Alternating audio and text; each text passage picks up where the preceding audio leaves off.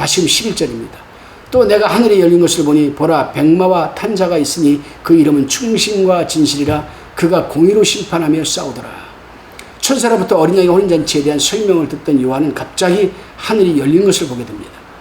4장에서는 하늘이 문이 열려 요한이 영이 하나님의 보좌 앞으로 올라갔고, 11장 15절에서 하늘의 성전을 보다 자세하게 보여주기 위해서 성전이 열렸고, 이 본문에서는 하늘 자체가 열려 정복자로 오시는 예수 그리스도의 군대가 나타납니다.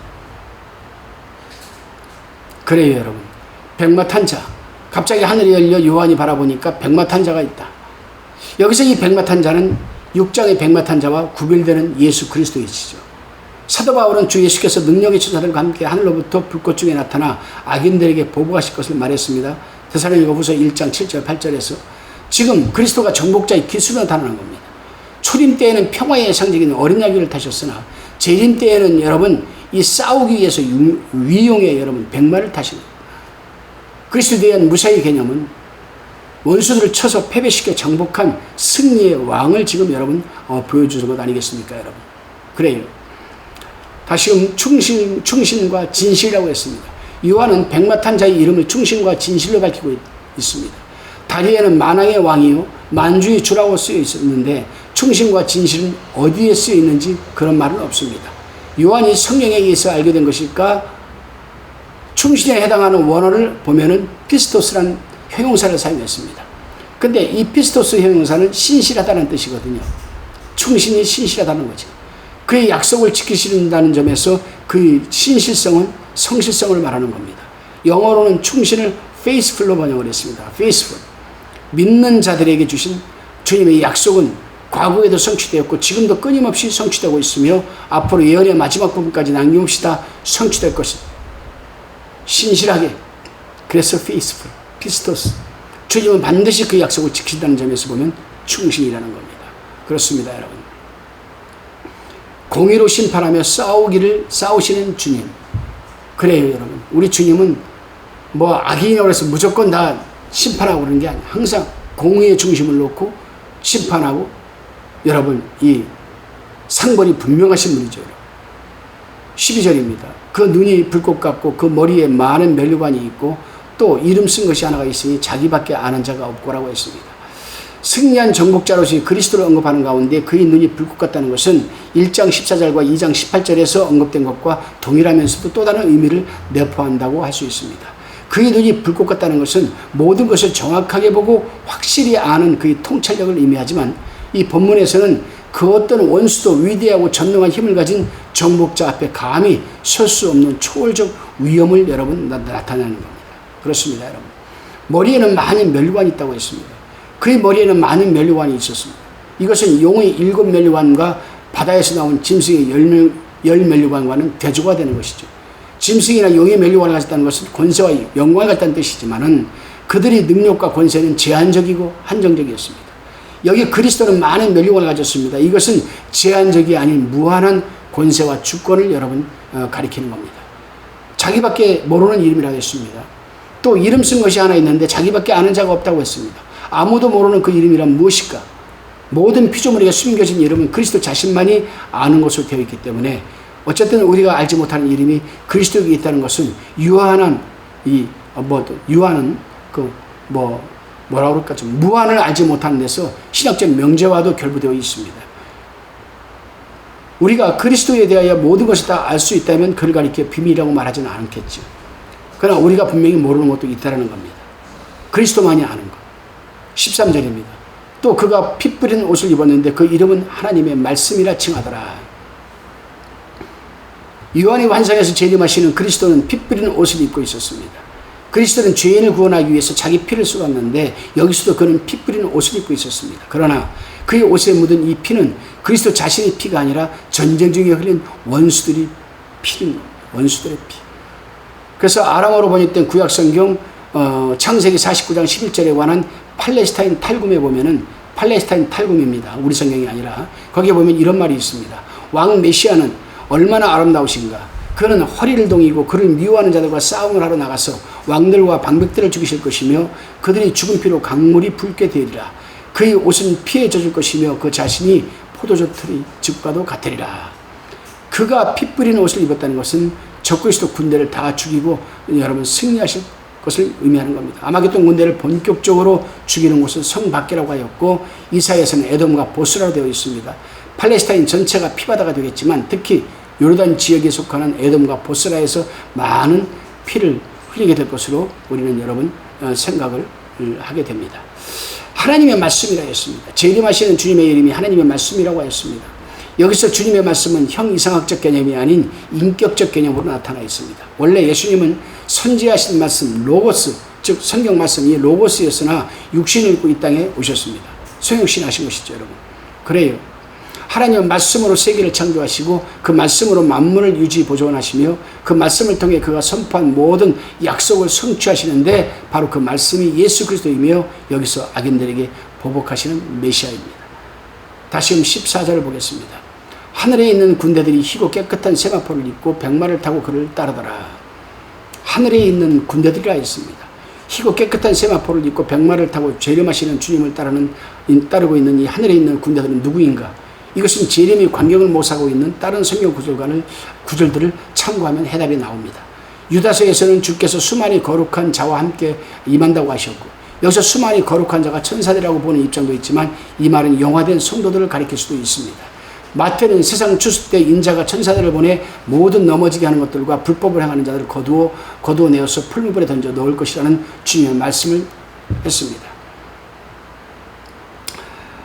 또 우리가 마태복음 24장 30절에서 31절을 보게 되면 그때의 인자의 징조가 하늘에서 보이겠고 그때의 땅의 모든 족속들이 통곡하며 그들이 인자가 구름을 타고 능력과 큰 영광으로 오는 것을 보리라.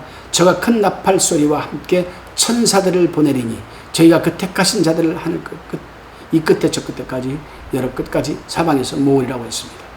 그래요. 이렇게 재림 때에 천사들이 함께 온다는 말이 많은데 하늘이 군대가 교회와 성도들로만 구성되어 있다고 하는 해석과 주석은 적절치 못합니다. 여기는 성도들도 포함되어 있다라고 분명히 예수님께서 말씀을 하고 계시기 때문에 그래요. 그래서 성경은 주님이 재림하실 때 천사들만 함께 오는 것이 아님을 분명히 밝히고 있기 때문에 여러분 우리는 자긍심을 가지고 사모함을 가지고 주님의 오심을 여러분 기다려야만 됩니다. 그래요. 희고 깨끗한 세마포라 했습니다. 희고 깨끗한 세마포가 성도들이 입는 옷이라고 8절에 언급되어 있지만 천사들이 흰옷을 입지 말라는 법은 없습니다. 우리는 그 예를 성경에서 찾아볼 수 있습니다. 요한복음 20장 12절에 보게 되면 흰옷 입은 두 천사가 예수의 시체 있던 곳에 하나는 머리편에 하나는 발편에 앉았더라. 그렇기 때문에 천사들은 영적인 존재이기 때문에 그 자체가 희기 때문에 흰옷 입지는 않았을 거라고 얘기를 하지만 그건 잘못된 겁니다. 요한복음 20장 12절에서 분명히 흰옷 입은 두 천사가 예수의 시체 누웠던 곳에 하나는 머리편에 하나는 발편에 있다고 얘기하지 않고 있습니까, 여러분? 그래요. 다시금 우리가 15절을 살펴봅니다. 그의 입에서 이한검이 나오니 그것으로 만국을 치겠고 친히 저희를 철장으로 다스리며 또 친히 하나님 곧 전능하신 이 맹렬한 진노의 포도주 틀을 밟겠고 했습니다. 이한검이라 했습니다. 그의 입에서 이한검이 나와 그것으로 만국을 칠 것이라고 합니다. 재림주의 심판은 그 입에서 나온 예리한 검으로 만국을 치고 철장으로 다스리며 진노의 포도주를 받는 세 가지 과정을 거치게 됩니다, 여러분. 그래요. 말씀으로 세상을 다스리는데 그 말씀이 이한나처럼 예리한 거죠, 여러분. 만국을 친다 했습니다. 그 입이 검으로 만국을 친다는 말은 아마겟돈 군대를 죽이는 것은 물론 열국을 심판하겠다는 하나님의 여러분 의지가 아니겠습니까, 여러분. 그래요. 우리가 여러분 죽이기는 죽이지만 영원히 죽인다고 하면 영벌이죠, 영벌. 그 입의 말씀이 얼마나 무서운 것인지 우리는 알 수 있습니다. 주님은 공간도 시간도 없는 무의 상태에서 말씀 한마디로 우주를 창조하신 분인데 말씀으로 어찌 여러분 이 아마겟돈 전 세계 사람을 못 죽이겠습니까? 여러분 잠깐 여기서 양자론에서는 진공이라는 것이 아무것도 없는 공간이 아니라 양성자나 중성자, 전자 등 입자들이 모든 과정의 파장에 여러분 0점 진동이 가득 차 있는 상태가 여러분 진공이라고 얘기를 합니다. 무의 상태도 실제로는 무의 요동으로 보고 있는 거 아니겠습니까? 무의 요동에서 빛이 있으라는 말씀 한마디가 떨어지자 우주 창세기 대폭발이 일어난 빛, 시간, 공간, 물질이 생겨나고 여러분 그 우주는 150억 년 동안 팽창하여서 거대한 대구조를 이뤘다고 봅니다. 무의요동이 태초에 선지한 말씀 에너지 영향 때문이라는 사실은 과학자들도 모르고 있습니다. 주님의 존재 자체도 에너지라는 것을, 주님 자체가 에너지라는 것을 그들은 모르고 있죠, 여러분. 그래요. 이 로고스, 말씀 에너지는 무의 상태에서도 충만해 있습니다.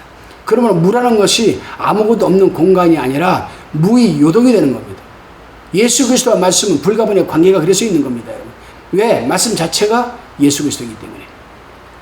저희를 철장으로 다시미라고 했습니다. 철장이라는 말은 그야말로 쇠막대기나 철장으로 만국을 다스리겠다는 것이 이 엄격하고 무섭게 다스리겠다는 그런 뜻입니다, 여러분. 진노의 포도틀을 밟겠고, 심판의 세 번째 과정은 그리스도께서 친히 하나님 곧 전능하신 이 맹렬한 진노의 포도틀을 밟는 겁니다. 이사야는 주님의 포도즙 틀을 밟아 그 피가 옷에 튀어 홍이가 되었다라고 이사야서 63장 1절에서 6절에서 여러분 말하고 있습니다. 다시금 16절입니다. 그 옷과 그 다리에 이름이 쓴 것이 있으니 만화의 왕이여 만주의 주라 하였더라. 그 옷과 다리에 쓴 이름이 있는데 그것은 만왕의 왕이여 만주의 주라고 되어 있습니다. 만왕의 왕과 만주의 주라는 이름이 옷과 다리에 따로따로 기록되어 있는 것이 아니라 한 이름처럼 옷과 다리에 이 이름이 모두 기록되어 있었을 겁니다. 이름이 기록된 정확한 위치에 대해서는 다소 견해차가 있지만 겉옷 위 어깨띠나 허리띠 그리고 허벅지에 기록된 것이라고 많이들 얘기를 합니다. 다리에 이름이 기록되는 것은 겉옷이 말을 탔을 때 드러난 허벅지일 것이라고도 보기도 합니다. 그러나 여기서 이름이 기록된 위치가 어디든 그것이 중요한 것은 아니죠. 그 이름이 담고 있는 내용이 중요합니다. 그 이름이 뭐냐? 만왕의 왕과 만주의 주입니다. 세상에는 많은 왕들이 있고 하늘에도 왕노릇할 자들이 많습니다. 그러나 주님은 그 모든 왕들이 왕이십니다. 그래서 만왕의 왕입니다. 그는 만국의 심판자로서 모든 왕들을 심판할 것이며 천년 왕국 영원 세계에서도 왕노릇할 것이기 때문에 여러분 만주의 주라고 하는 겁니다. 세상에는 주, 영어로는 로드죠, 로드. 세상에는 이 로드, 주라는 칭호를 가진 자들이 많이 있었고 지금도 그렇게 또 불리는 자들이 있습니다. 불리기를 바라는 자들도 있고 로마 교황들은 대부분 자기가 주, 로드라고 하였습니다. 이것은 인간을 신격화한 칭호죠. 이교도들은 자기들이 믿는 신을 주라고 하였습니다. 바알세불은 파리의 주, 여호와의 증인들은 자기들이 펴낸 책, 여러분 뉴 월드 테스트먼 트랜슬레이션, 즉 뉴 월드 트랜슬레이션, 즉 약자로 NWT라는 책에서 여호와를 주, 로드라고 번역을 바꿨습니다. 대문자 로드가 여호와를 뜻한다면 예수 그리스도는 여호와의 증인, 이 여호와 중이 여호와라는 뜻인데 셈인데 공교롭게도 그들은 그리스도의 신성을 여호와의 증인은 부인합니다. 사도 바울은 기약이 이르면 하나님이 그의 나타나심을 보이시더니 하나님은 복되시고 홀로 한 분이신 능하신 자이시니 만왕의 왕이라고 만주의 주라고 분명히 했음에도 불구하고 그들은 예수 그리스도를 부인하죠. 마지막 때가 되면은 하나님이 다 다스리지 않겠습니까? 17절입니다. 또 내가 보니 한 천사가 해에 서서 공중에 나는 모든 새를 향하여 큰 음성으로 외쳐 가로되 와서 하나님의 큰 잔치에 모여라고 했습니다, 여러분. 우리는 여기서 한번 생각해 볼게. 천사나 영화된 성도는 태양이 수천 수만 도의 뜨거운 열기를 뿜어대도 그런 것에 전혀 영향을 받지 않습니다. 해나 아무 뜨거운 기운에 상하지 않을 것이라는 것 7장 16절 말씀에서도 잘 나타나 있습니다, 여러분. 그래, 해에 선 한 천사. 그들은 산소가 없는 곳에도 살 수 있고 중력의 영향도 받지 않습니다. 여러분, 태양의 표면 온도가 5780 켈빈입니다. 켈빈. 약자로 K자로 쓰죠. 태양의 절대 온도입니다. 5780 켈빈. 우리는 태양의 표면 온도가 5780 켈빈인데 이 기온은 절대 온도를 나타내는 것으로서 절대 온도란 절대 영도인 영하 273.15도를 기점으로 보통의 섭씨 눈금과 같이 눈금을 붙인 온도를 말합니다. 그러니까 보통 온도계로 재면 태양 표면 온도는 6,000도가 되는 셈입니다. 담배에 불을 붙여서 빨아들였을 때 확 타면 그게 몇 도라고 그래요? 그게 3,000도라고 합니다. 6,000도는 그냥 그 2배로 생각하면 안 돼요. 2배로 생각하면 배 엄청난 거죠. 용광로 속에 들어가도 타지 않는 신령한 몸을 가진 존재들인데 끊임없이 붓고 폭발하고 있는 태양에 서 있을 수 있다는 것은 천사들만의 특징이 아니라 영화된 성도들의 모습이라 생각하면 영원세계에 살 존재들이 영원 불멸의 몸을 가진다는 사실에 감격하지 않을 수 없는 거죠. 믿음이 가는 거죠, 여러분. 그래요. 우리는 공중에 나는 모든 새에 대해서 한번 봅시다. 본문의 잔치는 대환란 끝에 있는 아마겟돈 전쟁 때에 죽은 자들이 고기를 먹는 잔치이고, 에스겔서 39장의 잔치는 환난 초반에 러시아가 이스라엘을 침략하여 패하고 그 죽은 러시아 연합군들의 시체를 먹이는 잔치입니다. 말세는 세대의 잔치가 이렇게 두 번씩이나 벌어지는데 그만큼 수많은 사람들이 죽는다는 뜻이 아니겠습니까, 여러분? 그래요. 아마겟돈에서 수많은 사람들이 죽을 것을 아시고 그 많은 시체를 다 매장할 수 없으므로 독수리 떼를 불러 먹게 하시는데, 그러기 위해서 식욕왕성한 독수리 떼의 증식이 필요한 겁니다. 어떻게 모르겠습니다. 아직 우리는 눈으로 목격을 하지 못하고 있지만은 하나님의 말씀은 언제나 진리이기 때문에 그렇게 되는 줄로 믿습니다. 다시금 18절입니다. 왕들이 고기와 장군들이 고기와 장사들이 고기와 말들과 그 탄 자들이 고기와 자유한 자들이나 종들이나 물온대수하고 모든 자의 고기를 먹으라 하더라. 모든 자의 고기를 먹으라 합니다. 해에선 천사는 공중에 나는 모든 새에게 큰 음성으로 왕들이 고기와 장군들이 고기와 장사들이 고기와 말들이 그 탄 자들이 고기와 자유한 자들이 종들이나 물온대수하고 모든 자의 고기를 먹으라고 외쳤습니다. 이들은 결국 아마겟돈에 참전하는 자들이 할 수 있는데, 왕들, 장군들, 장사들, 말과 그 탄 자들, 자유자나 종들은 물온대수하고 모든 자에 해당됩니다. 아마겟돈 전쟁에 왕들과 장사들 참전합니다. 종들은 장군들이 부관이나 왕들이 신하일 수도 있겠죠. 그래요. 사람뿐만이 아닙니다. 말들도 다 죽게 되는 것이죠. 다시 19절입니다. 또 내가 보면 그 짐승과 땅의 임금들과 그 군대들이 모여 그 말탄 자와 그 군대로 더불어 전쟁을 일으키다가, 아마겟돈 전쟁을 얘기하는 거죠. 요한이 보니까 그 짐승과 땅의 짐승들과 그 군대들이 모여서 그 말탄 자와 그의 군대로 더불어 전쟁을 일으켰습니다.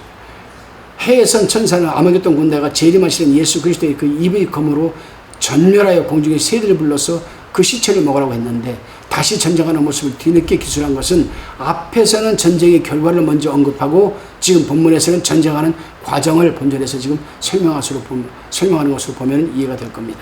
그러니까 이 전쟁은 이미 승리를 선포한 전쟁이 되는 거죠. 아마 아마겟돈 전쟁은 굉장할 겁니다. 다시 19장 20절입니다. 짐승이 잡히고 그 앞에서 이적을 행하던 거짓 선지자도 함께 잡혔으니, 이는 짐승의 패를 받고 그의 우상에게 경배하던 자들을 이적으로 미혹하던 자라. 이 둘이 산채로 유황 불붙는 못에 던지고라고 했습니다. 짐승이 잡히고 그 앞에서 이적을 행하던 거짓 선지자도 함께 잡혔으니, 이는 짐승의 패를 받고 그의 우상에게 경배하던 자들을 이적으로 미혹하던 자라. 이 둘이 산채로 유황 불못에 던져지고라는 것은 요한의 표현은 하나님의 대적한 자들이 최후를 아주 극적으로 잘 묘사한 겁니다. 이들은 산채로 유황 불못에 던져서 여러분 영원토록 여러분 이 유황불에 고통을 당하는 거죠. 21절을 보니까 그 나머지는 말탄 자의 입으로 나오는 검의 죽음에 모든 새가 그 고기로 배불리우더라. 여러분, 초식동물이 사람 고기를 먹는 거 여러분 들어봤습니까? 그래요. 아프리카에서 코끼리가 죽었는데 배가 하도 이상하게 많이 불러왔더랍니다. 그래서 그 배를 갈라보니까 그 배에서 12명의 시체가 나왔습니다. 초식동물도 사람을 먹을 수 있어요. 그리고 사람이 죽고 짐승이 죽으면 여러분 독수리들 가서 쪼아먹지 않습니까? 마지막 때는 굉장할 겁니다. 그것이 여러분. 그래요. 한 인간의 운명은 누구를 따르냐에 좌우되는 것 아니겠습니까? 사단을 따르면 그의 종이 되어서 지옥의 고통을 당하고 결국에 독수리 밥이 되고 산짐승, 산새들의 여러분 밥이 되는 겁니다. 우리는 잠시 죄악을 날로 누리던 적그리스도 추종자들과 순간적인 고난을 견디면서 죽기까지 그리스도를 따르던 환난시대의 성도들 운명은 하늘과 땅처럼 큰 차이가 있습니다. 명심하시기 바랍니다. 기도하시겠습니다. 하나님, 우리가 세상을 살아가면서 잠시 죄악의 낙을 누린 적그리스도 추종자들과 순간적인 고난을 여러분 견디면서 죽기까지 그리스도를 따르던 환난시대의 성도들의 운명은 하늘과 땅 차이인 것을 우리가 듣게 되었습니다. 끝까지 우리가 지금 힘들고 고통스럽고 어렵더라도 끝까지 이 믿음을 버리지 말고 지켜 승리하게 하옵소서. 예수님의 이름으로 기도하옵나이다. 아멘.